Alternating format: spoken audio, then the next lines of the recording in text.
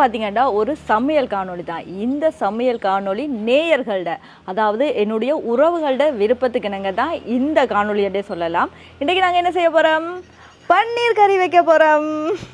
பன்னீர் கறி எப்படி வைக்கிறோம்ன்றதை பார்க்குறதுக்கு முதல்ல எங்களோட சேனலுக்கு யாராவது ஃபர்ஸ்ட் டைமாக வந்திருந்தீங்கன்னா மறக்காமல் சப்ஸ்கிரைப் பண்ணிக்கொண்டு தொடர்ந்து காணொலிகளை பாருங்கள். ஏன்னா நிறைய பேர் ஆதரவு தந்து கொண்டிருக்கிறீங்க, ஆனால் சப்ஸ்கிரைப் பண்ணாமல் பார்த்து கொண்டிருக்கிறீங்க.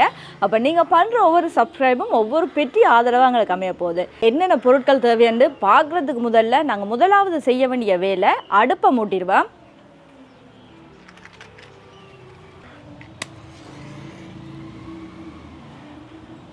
இப்போ அடுப்பு பார்த்தீங்கன்னா இப்படியே நல்ல ஸ்லோவாக எரிஞ்சு கொண்டிருக்கட்டும். இந்த நேரத்தில் நாங்கள் அடுப்பில் சட்டியை வச்சுருவோம். ஆனால் இன்றைக்கு முதல்ல நாங்கள் என்ன செய்ய போகிறோம்னா, இப்போ பன்னீரை பொரிச்செடுக்க போகிறோம். இன்றைக்கி பன்னீர் பொரிக்கிறதுக்காக இதை தான் நான் பாவிக்க போகிறேன். கவலையாக இருக்குது இதை மண் அடுப்பில் வைக்கிறதுக்கு. ஏன்னா பன்னீர் வந்து சில வேளை சட்டிகளில் வச்சா ஒட்டிக்கொள்ளும். அப்போ அதனால தான் இந்த நான்ஸ்டிக் ஃபேனில் வைக்கிறது. சரி, ஓகே, இது கொஞ்சம் சூடாகட்டும். அதற்கிடையில் என்னென்ன பொருட்கள் தேவைன்றதை பார்த்துட்டு வந்துடுவோம். முதல்ல வந்து பன்னீர், அடுத்தது வந்து பட்டர், மஞ்சள் தூள், இது கறிமிளகாய், செத்தல், நல்ல பழுத்த தக்காளியாக எடுங்க. மற்றது வெங்காயம் வந்து கொஞ்சம் பெருசாக வெட்டி வச்சுருக்கு, பச்சை மிளகாய், உள்ளியை வந்து நல்ல சின்னதாக வெட்டி வச்சுருக்கு. இந்த வெங்காயத்தை இன்னும் சின்னதாக வெட்டி வச்சுருக்கு. 2 விதமான வெங்காயம் எங்களுக்கு தேவை. இது 2வது பால், இது 1வது பால். கட்டி உப்பு, மற்றது கடுகு, உப்பு தூளும் தேவை, மற்றது மிளகாத்தூள், தேங்காய் எண்ணெய். இவ்வளோ தான் எங்களுக்கு தேவையான பொருட்கள். முதல்ல வந்து இந்த பன்னீரை நாங்கள் இடம் மாற்றிடுவோம். இப்போ இந்த பன்னீருக்கு உப்பு தூளும்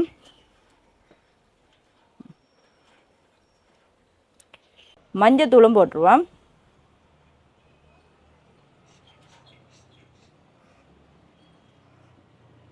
எல்லாத்தையுமே மிக்ஸ் பண்ணிடுவோம். சரி, இது இப்படியே இருக்கட்டும். அதுக்கிடையில் இந்த அடுப்பில் வச்ச சட்டிக்குள்ளே தேவையான அளவு பட்டர் போட்டுருவோம்.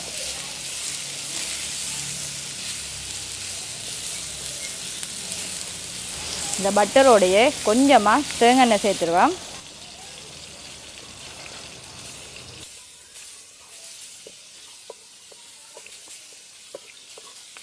பட்டரும் தேங்காய் எண்ணெயும் நல்லா சூடாகட்டும். இப்போ பார்த்தீங்கன்னாலே தெரியும், பட்டரும் தேங்காயும் சேர்ந்து நல்லா சூடாகிட்டு இதுக்குள்ளே வந்து இந்த பன்னீரை போட்டு பொரிச்சு எடுத்துருவோம்.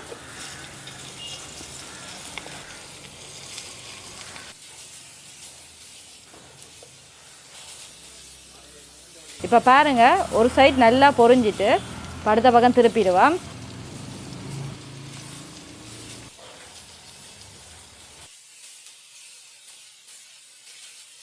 இப்போ நாங்கள் இறக்கிடுவோம். இது வந்து அதிகளவாக பொரிஞ்சிட்டேன்டா பன்னீர் வந்து நல்ல ஒரு ஹாட்டாக மாறிடும். அது ஒரு நல்ல ஒரு கடினமாக இருக்கும் பார்க்கவே.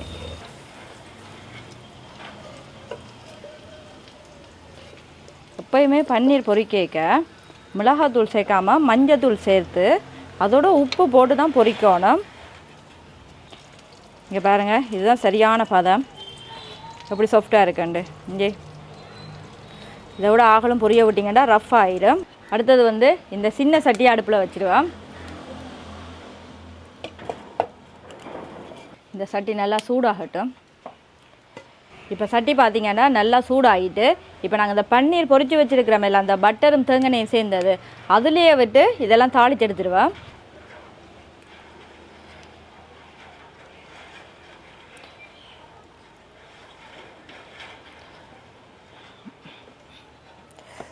இப்போ எண்ணெய் வந்து நல்லா சூடாகிட்டு, ஆல்ரெடி இது வந்து சூடான எண்ணெய் தானே. இப்போ இந்த சட்டியில் சேர்ந்து இன்னும் சூடாகிட்டு இப்போ இதுக்குள்ளே வந்து நாங்கள் இந்த பெருசாக வெட்டி வச்சுருக்கிற வெங்காயம் இதை தான் போட போகிறோம் முதல்ல.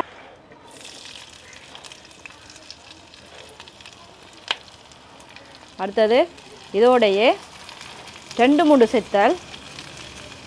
அதுக்கு பிறகு இந்த சின்னதாக நல்லா நீட்டாக வெட்டி வச்சுருக்கிறேன் பாருங்கள் பச்சை மிளகாய்.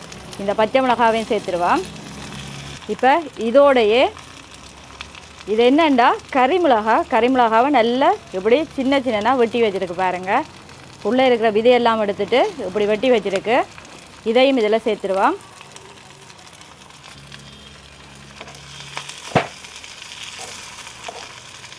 இப்போ எங்களுக்கு கொஞ்சம் அடுப்பு எரியலாம், இதெல்லாம் வதங்கு மட்டும் எரியலாம். ஏன்னா எங்களுக்கு பன்னீர் பொரிக்க தான் அடுப்பு வந்து அப்படியே அந்த மெல்லமாக நல்ல ஒரு தணலில் எரிஞ்சு கொண்டு இருந்தால் பன்னீர் வந்து கருகாது. உள்ளேயும் நல்லா அப்படியே அவிஞ்சு வரும்.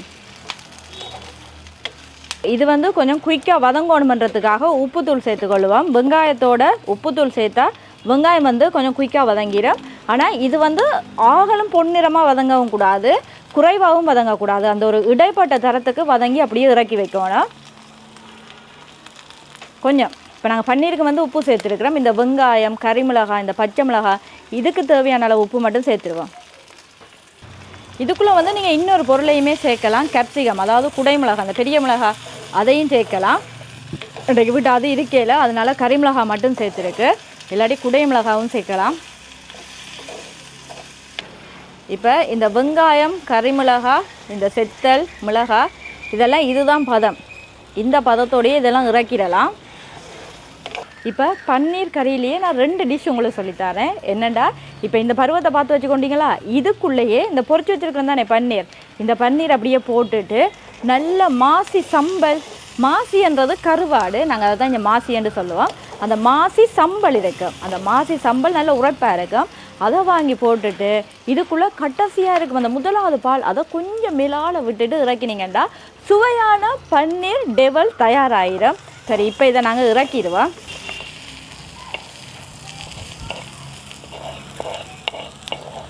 பாருங்க, இதுதான் சரியான பதம். இந்த பதத்தோடையே இறக்கிடுங்க. நல்ல செத்தல் வாசனை வருகுது. கண்டிப்பாக பன்னீர் கறிக்கு செத்தல் போடுங்க. சிலர் வந்து செத்தலை ஊற வச்சுட்டு அரைச்செல்லாம் போடுவாங்க, ஒவ்வொருத்தரோட விருப்பத்துக்கேற்ப. ஆனால் இப்படி ஒருக்கா ட்ரை பண்ணி பாருங்கள், நல்ல டேஸ்ட்டாக இருக்கும் இது. இப்போ சட்டியில் இருக்கிற எல்லாத்தையுமே வலிச்செடுத்தாச்சு. இப்போ திருப்பியும் சட்டி அடுப்பில் வச்சுடுவோம். இப்போ அதே சட்டிக்குள்ளே தேங்காய் ஊற்றிடுவோம். இப்போ இந்த தேங்காய் நல்லா சூடாகட்டும். இப்போ சட்டி சூடாகிட்டு இவ்வளவு கடுகு போட்டால் காணும், ஒரு கொஞ்சம் ஒரு 20 கடுகு வர அளவுக்கு போட்டிங்கன்னா சரி. அதுக்குள்ளேயே சின்னனா வெட்டி வச்சுருக்க உள்ளி. இப்போ என்னடா, உள்ளி நல்லா பொன்னிறமாக வதங்கணும். இப்போ நாங்கள் போட்ட இந்த உள்ளி அல்லது வெள்ளைப்பூடு எப்படியும் சொல்லலாம், இது பார்த்திங்கன்னா நல்லா பொன்னிறமாக வதங்கிட்டு இதை ஒரு ஓரமாக வச்சுட்டு அடுத்தது செத்தலை போடுவோம்.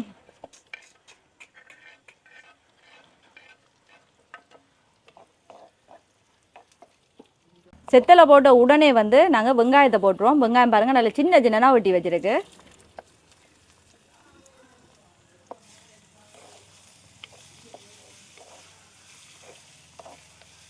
இப்போ வெங்காயம் வந்து நல்லா வதங்கட்டும். அதுக்கிடையில் முக்கியமான ஒரு வேலை திட்டம், தக்காளி பழம் நல்லா பழுத்த 3 தக்காளி பழம் எடுத்து வச்சுருக்கிறேன். சிலர் வந்து தக்காளி பழத்தை கிரைண்டரில் போட்டு அடிச்செடுப்பாங்க. ஆனால் நான் இந்த கறி வைக்க தக்காளி பழத்தை கையாலேயே மசிச்சு எடுக்கிறது நல்லா.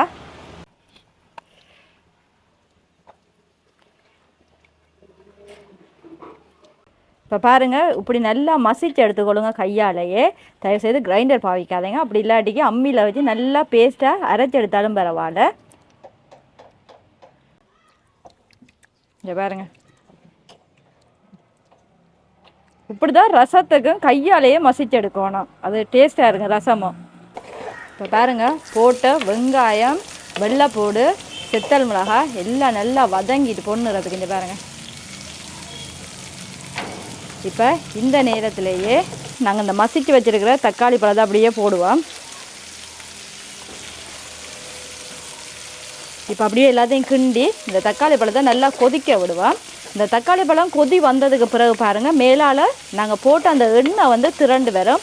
அது மட்டும் இந்த தக்காளி பழம், இந்த வெங்காயம், உள்ளி, செத்தல் இதெல்லாம் நல்லா கொதித்ததுக்கு பிறகு நாங்கள் ஊற்றின எண்ணெய் இருக்குது தானே, அது வந்து மேலால் திரண்டு வரும். அது மட்டும் இந்த தக்காளி பழத்தை நல்லா கொதிக்க வைங்க. எப்பயுமே வந்து அடுப்பை கைக்குள்ளேயே வச்சுருங்க. ஏன்னா சில நேரத்தில் அடுப்பு நல்லா எரியணும், சில நேரத்தில் அடுப்பு எரியக்கூடாது. இப்போ தக்காளி பழம் போட்டதுக்கு பிறகு அடுப்பு வந்து ஓரளவு எரியலாம். இப்போ பாருங்கள், இங்கே பாருங்கள், இந்த சைட்டில் பாருங்கள் எப்படி எண்ணெய் எல்லாம் திரண்டு வருதுண்டு. பாருங்கள் எப்படி சட்டியிலேருந்து ஒட்டாமல் எல்லாம் தனியாக வருதுண்டு. இங்கே பாருங்கள், இதுதான் சரியான பதம். இந்த நேரத்தில் நாங்கள் எடுத்து வச்சுருக்கிற 2வது பால் அதை ஊற்றிடுவோம்.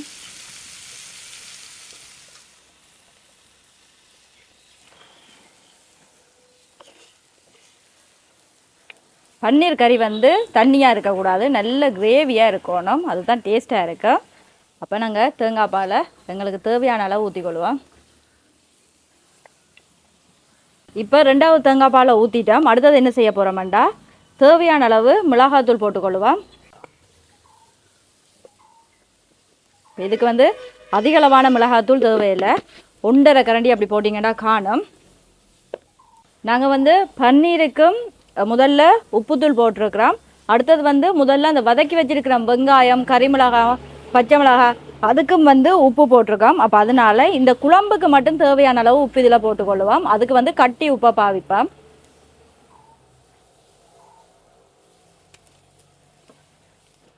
எல்லாத்தையும் சேர்த்து நல்லா கிண்டி கொதிக்க விட்டுருவோம். இப்போ வந்து இந்த குழம்பு நல்லா கொதிக்கிறதுக்கு அடுப்பை வந்து இப்போ நல்லா எரிக்கலாம். விறகு இன்னும் கொஞ்சம் வச்சிடுவோம்.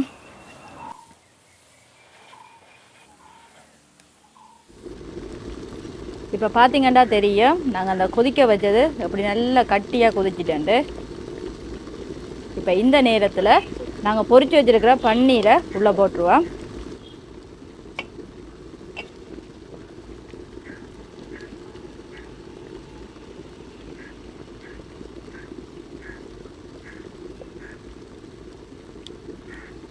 இப்போ பன்னீரை போட்டதுக்கு பிறகு இந்த கறியை நாங்கள் கட்டாயமாக மூடி வைக்கணும். ஒரு கொதி வர்ற மட்டும் மூடி வைப்போம். அதாவது ஒரு 2 நிமிஷம் காணும். 2 நிமிஷம் மூடி வச்சுட்டு பிறகு திறந்து அதுக்கு பிறகு அடுத்த வேலையை செய்வேன். டைமை பார்த்து கொண்டிருப்பேன், மணிக்கூட காண இல்லையே. எப்படி இருக்குது நான் வச்சு காட்டுற கறியெல்லாம் நல்லா இருக்கா? வீட்டை எல்லாருமே ட்ரை பண்ணி பார்க்குறீங்களா? நிறைய பேர் மெசேஜ் பண்ணியிருக்கிறீங்க டேஸ்ட்டாக இருக்காண்டு. நிறைய பேர் இன்னும் நிறைய கறிகள் செய்து காட்டுங்கன்னு சொல்லியிருக்கிறீங்க. கண்டிப்பாக நான் செய்து காட்டுறேன். நிறைய பேர் என்னட்ட வந்து மிளகாத்தூள் எப்படி செய்யணும் நீங்கள் தான் இப்போ கேட்டுக்கொண்டே இருக்கிறீங்க. கண்டிப்பாக அதையும் ஒரு வீடியோ போடுறேன். ஓகே,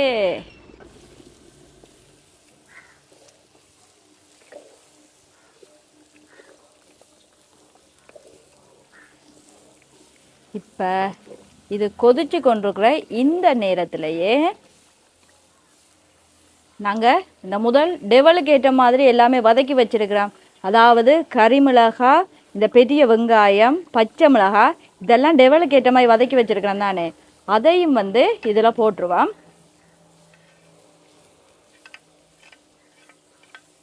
பன்னீர் கறிக்கு எப்போயுமே சின்ன வெங்காயம் பாவிக்கக்கூடாது, பெரிய வெங்காயம் தான் பாவிக்கணும். ஏன்னா பெரிய வெங்காயம் வந்து கொஞ்சம் இனிப்பு தன்மையாக இருக்கும், அப்போ கறி நல்ல டேஸ்ட்டாக இருக்கும். முதல் வந்து நாங்கள் சின்னனா வெட்டி போட்டோம் தான். இந்த வெங்காயம், உள்ளி எல்லாம் சின்னனா வெட்டி போட்டோம். அப்போ அது சின்னனா வெட்டி போட்டதால என்ன நடந்திருக்கும், எல்லாமே கரைஞ்சிருக்கும், எங்களோட வாயில் எதுவுமே கடிப்படாது. பன்னீர் மட்டும்தான் பெருசாக தெரியும். அப்போ அதுக்காக தான் இந்த கடைசியாக வதக்கி வச்சதை இப்படி மேலால் போடுறது. அதுவும் நல்ல டேஸ்ட்டாக இருக்குது. இந்த பன்னீரோட சேர்த்து இந்த கறி மிளகாய், இந்த மிளகாய் இதெல்லாம் கடிப்படைக்க நல்ல ஒரு டேஸ்ட்டாக இருக்கும். இப்போ இந்த நேரத்திலேயே இந்த கறிக்கு தேவையான முதலாவது பால், கட்டிப்பால்.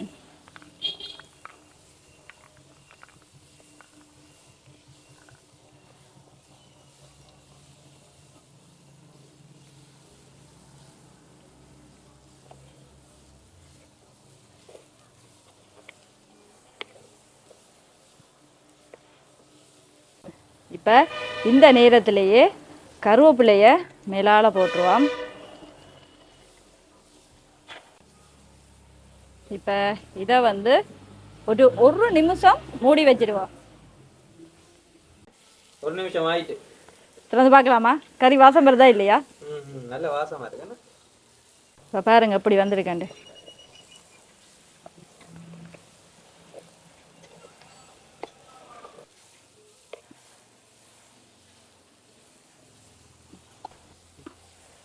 இப்போ பாருங்க இந்த கறிக்குள்ள போட்ட பன்னீர் எப்படி சாஃப்டாக இருக்கேன்டு. ஓகே, இப்போ பார்த்தீங்கன்னா கறி நல்லா வந்துட்டு இங்கே பாருங்க, பன்னீர் வந்து சரியான பதத்துக்கு வந்திருக்குண்டைக்கு. இந்த நேரத்தில் கடைசியாக நாங்கள் முக்கியமான ஒரு பொருள் அதை சேர்க்கணும். இதில் சீனி வந்து ஒரு கொஞ்சம் இந்த அளவு போட்டால் காணும்.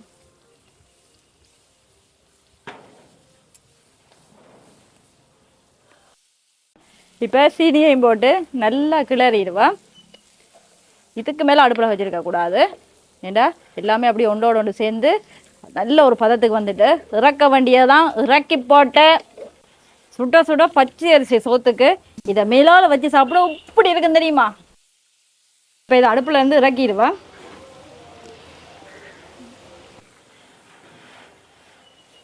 சுவையான பன்னீர் கறி தயாராகிவிட்டது. நீங்கள் வச்ச பன்னீர் கறி சரியான பதமாக இல்லையாண்டு உங்களோட பன்னீரை பார்க்க தெரியும். பன்னீர் அப்படியே சாஃப்டாக இருக்கணும். ரஃப்பாக இருந்துச்சுன்னா கறியில் ஏதோ ஒரு பிள்ளை இருக்குது. அது ஒரு பிள்ளையும் இல்லை. பன்னீர் வந்து பொரிச்ச விதம் பிள்ளை. இன்றைக்கு நாங்கள் செய்த இந்த பன்னீர் கறிக்கு நாங்கள் வந்து சிகப்பு பச்சை அரிசி சோறு தான் எடுத்துருக்கோம். அது நல்ல டேஸ்ட்டாக இருக்குது. இப்போ போட்டு சாப்பிட்டு பார்த்துட்டோமா? இப்போ கஜனை வச்சு டெஸ்ட் பண்ணிடுவோம் நல்லா இருக்கா இல்லையான்னு. வளமையாகவே கஜன் தானே எங்களுக்கு மாற்றுறது. சிகப்பு பச்சை அரிசி சோத்தில் நாங்கள் வித்தியாசமான முறையில் செய்து வச்சுருக்கிற இந்த பன்னீர் கறியை அப்படியே தூக்கி போட்டுருவோம். கஜன் என்ன வாய் ஊறுதா? நல்ல மனம் அடிக்குது. நீ இது வரைக்கும் பன்னீர் கறி சாப்பிட்டது இல்லை தானே? சாப்பிட்டதே இல்லை. இதே தானே முதல் தடவை ட்ரை பண்ணுற? First time. இதோட நீ இனிமேல் பன்னீர் கறியே சாப்பிட மாட்டேன். ஏன்னா அந்தளவுக்கு மோசமாக இருக்கும் போல். சரி ட்ரை பண்ணுவோம். இந்த பன்னீர் எதில் செய்வாங்க? பன்னீர் பாலில். ஒவ்வொ இது வரைக்குமே கஜன் பன்னீர் கறியே சாப்பிட்டது இல்லையா? நான் பன்னீர் வாங்கிக்கே சொன்னவன் அக்கா நான் சாப்பிட்டதே இல்லை, இப்படி செய்கிறதே இந்த மாதிரி இருக்கும், டேஸ்ட்டாக இருக்குமா இல்லையாண்டு. நல்லாவே இருக்காது. அது நான் செஞ்ச பன்னீர் நல்லாவே இருக்காது.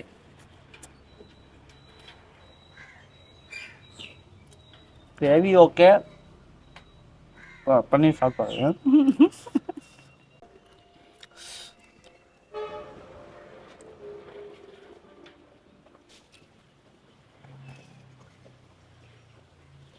ஒரு மாதிரி இருக்கு, ஆனால் சுவையாகவும் இருக்கு.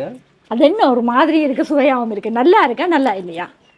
நல்லா இருக்கு, ஆனால் ஃபர்ஸ்ட் டைம்ன்றதுனால ஒரு மாதிரி இருக்கு. உங்களுக்கு டேஸ்ட் பிடிப்படையில அப்படியா? ஆனால் நல்லா இருக்கு. கிரேவி தான் இது சீஸ் மாதிரியும் அந்த மாதிரி இருக்கு. சூப்பராக இருக்கும். இல்லைல்ல அது மெல்றப்ப தெரியல, உள்ளே போகிறப்ப தான் அந்த டேஸ்ட் தெரியுது. சீஸை கறிக்குள்ள ஆரம்பத்தில் தொடக்கி என்னையே குழப்புற மாதிரி தான் செய்வான். சீஸை கறிக்குள்ளே போட்ட மாதிரி இருக்கு.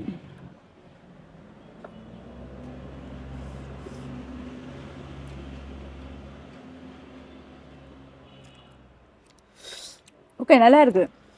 ஆனால் இந்த வெங்காயம், கறிமிளகாய், செத்தல், பன்னீர் இதெல்லாம் சேர்த்து வச்சு ஒரு வாய் சாப்பிட்டு பாருங்க, நல்லா இருக்கும். இன்றைக்கு உறவுகளோட விருப்பத்துக்கு நாங்கள் பன்னீர் கறி எப்படி வைக்கிறேன்றதை செய்து காட்டியாச்சு. இது போல் நாளைக்கு இன்னொரு சுவையான சமையலோடு உங்களை நான் சந்திக்கிறேன். பாய்.